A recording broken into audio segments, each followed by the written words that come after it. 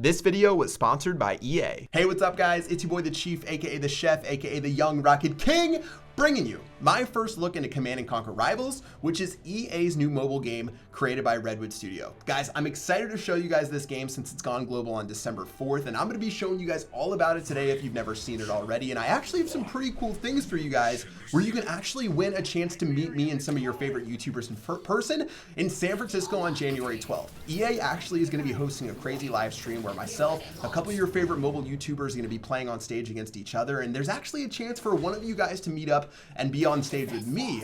And all you have to do is actually end up downloading the game, play through the tutorial, screenshot your profile, and tweet it using the hashtag EA Sweeps and the hashtag PlayCNCRivals with Chief Pat. That's a long hashtag, but if you tweet that out, you'll have a chance to win an all expenses paid trip to come hang out with me, come be on stream. And even if you guys don't win, if you download this game before December 10th, you actually get a sweet early access bundle pack just for checking it out. All right, well, that's it for the introduction. Hopefully I'll be meeting one of you guys out in San Francisco, but for now, we're gonna go ahead and crush it and get into CNC Rivals, and I'm gonna show you what the game's all about. Now, before we get into some live action combat inside of Command & Conquer Rivals, I thought I would give you guys an overview about how combat works inside of the game, because combat and competitive play is definitely the lifeblood of CNC Rivals. All right, so kicking this off, you guys can see my base is on the left-hand side, my opponent's base is on the right-hand side. Your objective is to destroy your opponent's base. You choose either between two factions, GDI or NOD. You can switch back and forth for whichever one you want to play. I'm playing GDI right now. My opponent's playing GDI. Let's go ahead and see how this one goes down. So basically what's going to happen in the very beginning of each match is you're going to be building up your harvester, and your harvester goes over to the Tiberium, and Tiberium's the resource inside of this game. You automatically gain a little bit of Tiberium every so often, but with your harvester you get more and more Tiberium.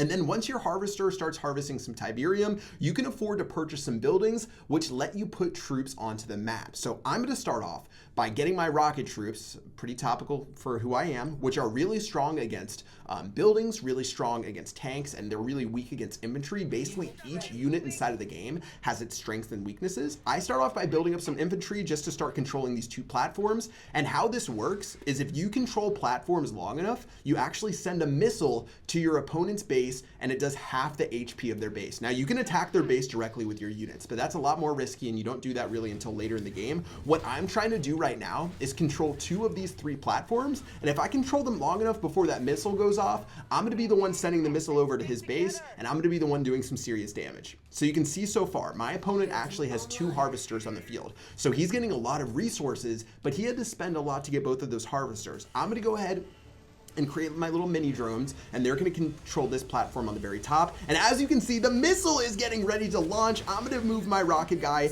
in the face of that Titan, and I'm going to do some serious damage to that right-hand tower. Okay, now, since this has all gone down, I ended up doing 50% damage, but now he's starting to get a lot of Tiberium and a lot of resources. I'm saving up over time right now, and I'm going to go ahead and move my troops away. Basically, he created a turret, which each of us have our own commander, and we're actually playing the same commander, and our commander's special ability is placing a turret almost anywhere on the map. So he played a turret to move one of my troops. He also has this vehicle coming by, and I'm going to counter by making this crazy Titan unit to destroy his vehicles. This unit is so strong against vehicles that I abuse it every so often to just put in some serious work. You're going to see it two-shot that vehicle right there. I'm going to go ahead and walk it over to that next platform and just start blowing that up right there. And at this point, we're starting to really control the map. He's going to start taking out my little drones again, but that's not really too big of a deal to me. I'm going to spawn my turret to kill his turret. I'm just going to keep on having this Titan wreck that top-hand side. And basically, over time, you're going to see me win the war of attrition. I'm going to correctly counter his troops,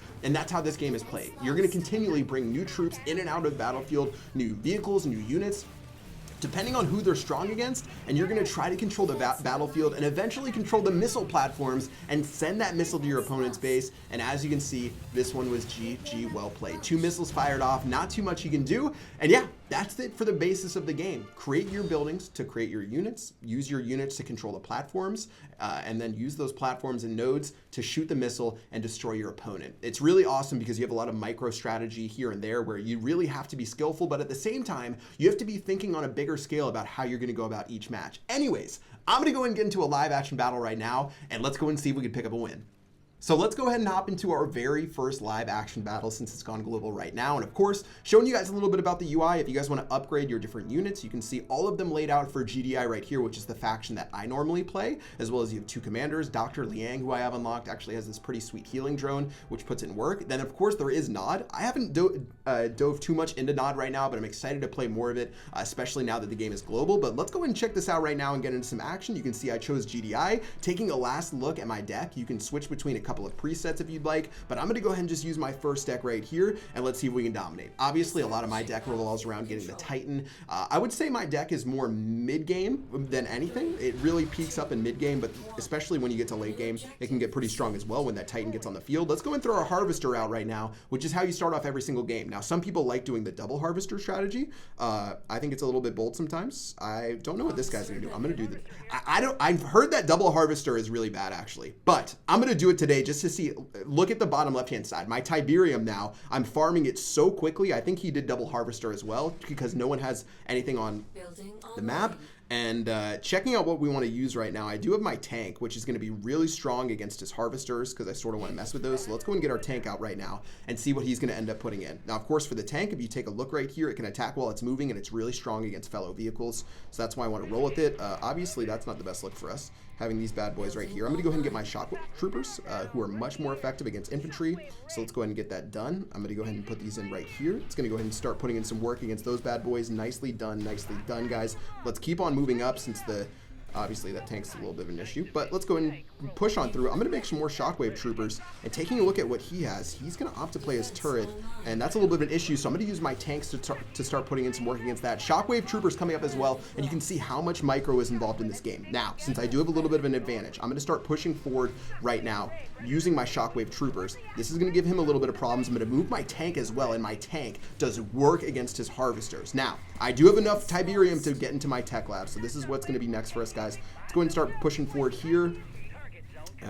Starting to get a little bit scary. I'm going to get our drone to put in some work, potentially. Looks like that should be okay. That drone will give us the advantage when it comes to units on the map, guys.